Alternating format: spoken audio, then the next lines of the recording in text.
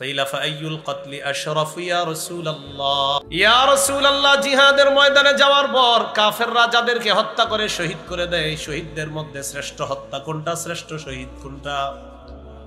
নবীজি বললেন, মান উহরিকা দামুহু ওয়া উকিরা জাওয়াদু, যে ব্যক্তিকে শহীদ করা হয়েছে এবং তার বাহনটাকেও শহীদ করা হয়েছে, অর্থাৎ বাহন সহ যদি শহীদ করা হয়, এই শাহাদাতটা আল্লাহর কাছে সবচেয়ে মর্যাদাপূর্ণ শাহাদাত হিসেবে গণ্য।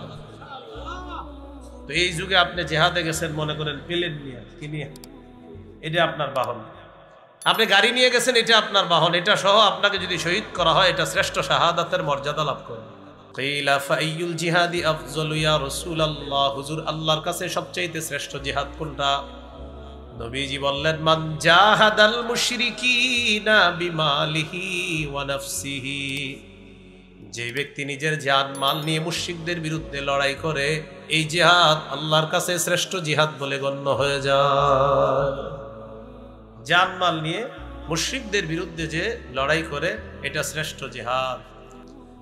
তাহলে শ্রেষ্ঠ জিহাদ এই হাদিসে বললেন, মুশরিকদের বিরুদ্ধে লড়াই করা সবচেয়ে ফজিলতপূর্ণ জিহাদ বললেন রাসূলুল্লাহ সাল্লাল্লাহু আলাইহি ওয়াসাল্লাম।